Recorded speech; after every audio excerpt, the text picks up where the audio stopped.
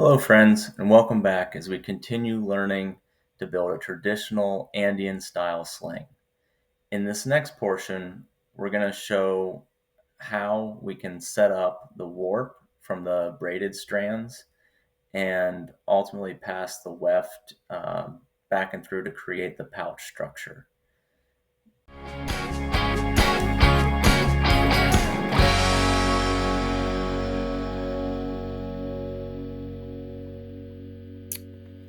So I've made some progress on the sling.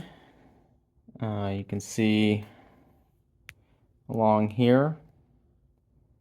I finished the retention cord. I added a couple strands that would help with the pouch. I began the pouch weave. I've got more than 50% of it done now. Looking here, you can see how I tapered it from a single wrapping to a double, quadruple, looks like 6, and then I continued on out to 8 to 12, and then ultimately to 12 warps. So I've got 24 threads in the mix right now that were braided in going into the pouch. Zoom out a bit. And I've got them doubled up for the warp. So I've got 12 warp threads. I used this band, it's just like kind of drawstring ribbon band. It's a little heavier than anything else I had laying around. And I used it to just tie some overhand knots, starting at the right hand side here, going across, and just doing a single sort of overhand knot over each of the warp duos of threads. And that really helped to keep the threads separated so I knew which ones were which as I would then weave. Also, I'll note that I've got them split, really just so I know where the middle is. That helps me just keep a location of where the middle thread is, and it's tensioned similar to using a back strap kind of weaving. I'm using this belt and that clamp, so I just run it to the cord around my waist, clamp it, and then I can work on the woven part of the pouch here. And I just use these couple clamps on the counter to hold that up. Some other tools that have been useful: I've used a yarn thread for the one that's working the weft. I just find it easier to kind of put it over and under. Been using a crochet needle just for beading, actually. It's been pretty helpful for beading. And yeah, so I'll record a little bit of me weaving the pouch just so you get an idea of what that looks like.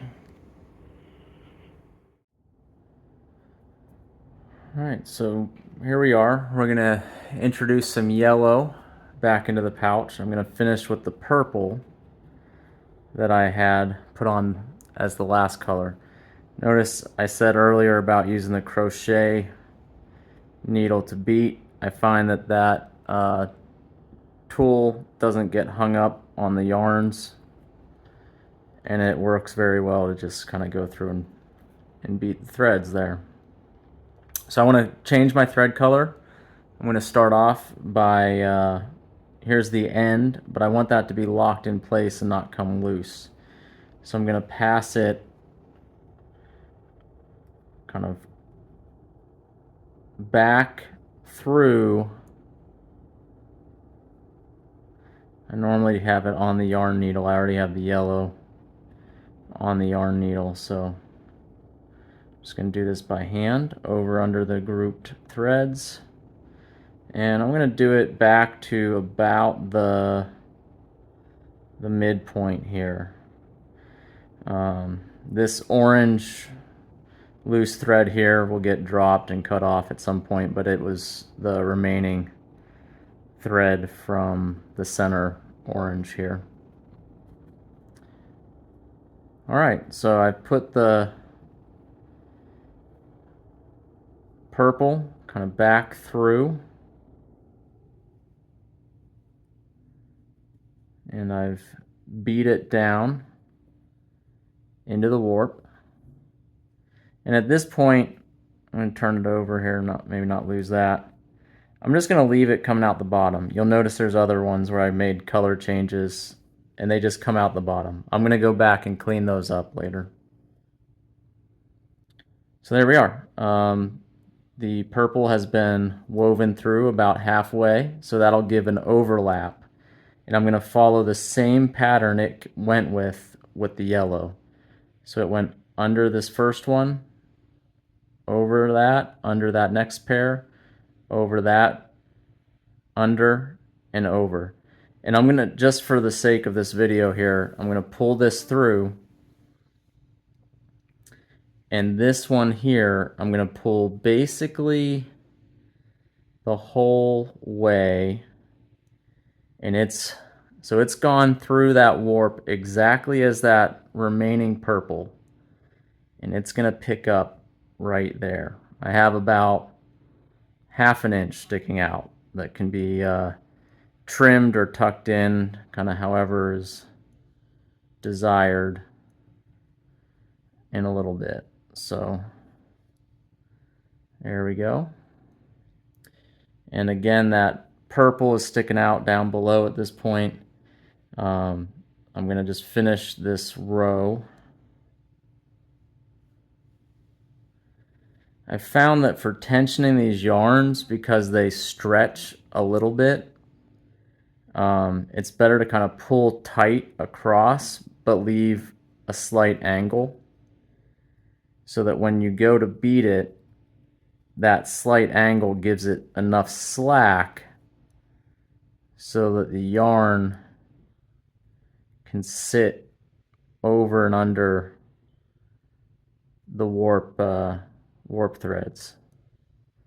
All right, I'm going to pause this and I'll come back in a second. In the last video, we changed from the purple to the yellow, and now I'm just going to do a couple passes of the yellow.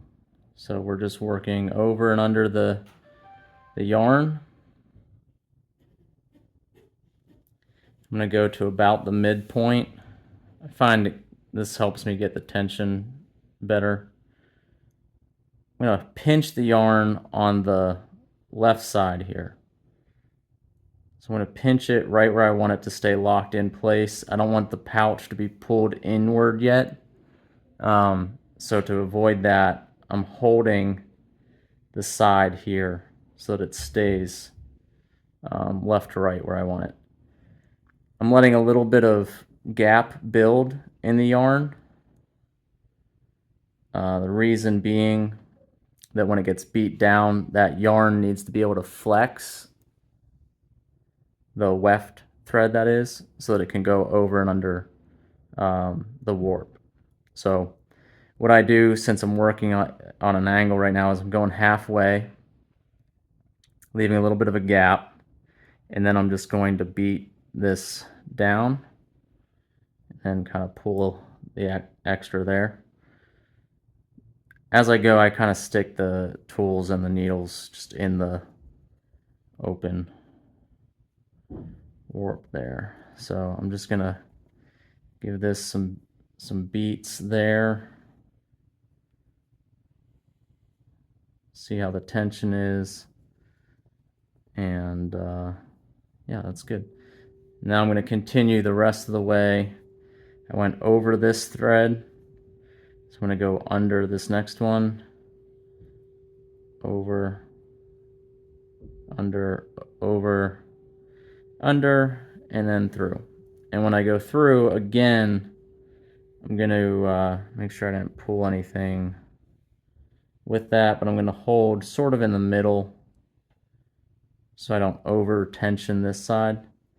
And I'm going to pull it again, leaving a bit of a gap, and then I can beat that down like such. Now remember, when we switched to the yellow, there was a little bit of a tail.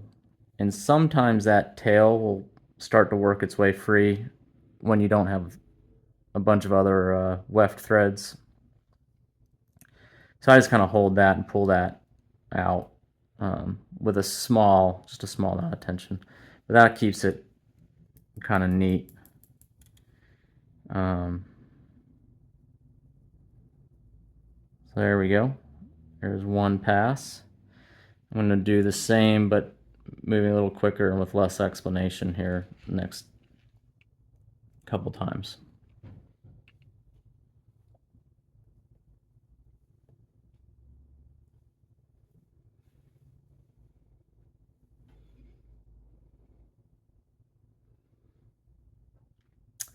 Again, holding on the edge here.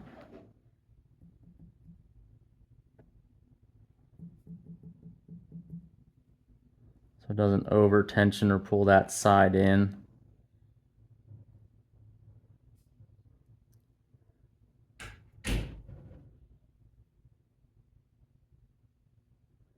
And then I'm going to beat that.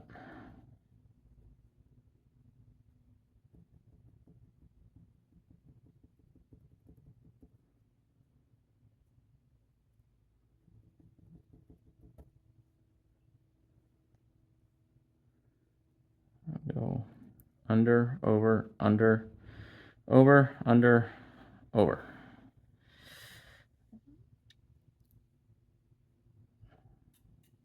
Holding, pulling your tension, letting it loose, and then beating this down.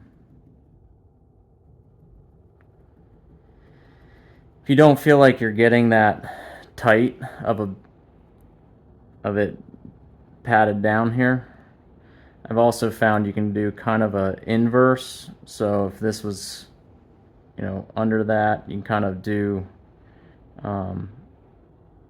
take whatever you're using and kind of weave it through and use that to also beat across that way, if not individually. And that seems to work pretty well.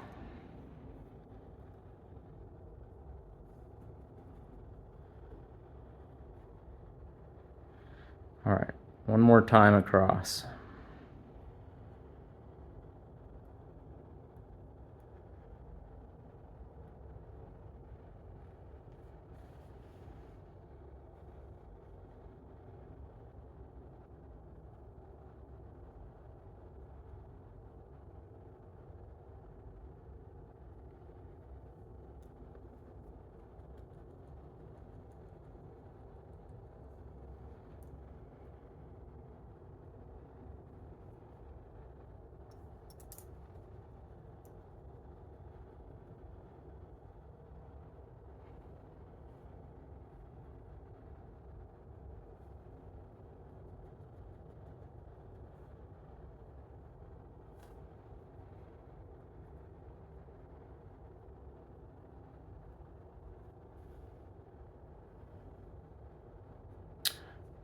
Holding, pulling that tension, pulling that, tensioning from the midpoint to here, not trying to avoid pulling it from that side.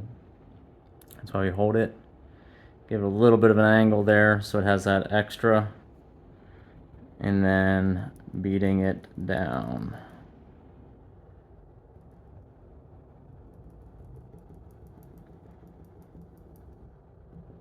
Now I'm trying to mirror what I started on the first half.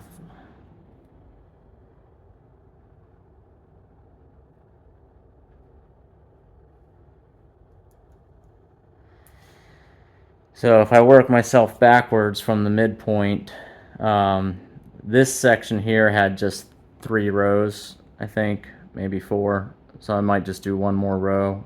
Then I'm going to switch to red. This had about 4 or 5 rows of yellow.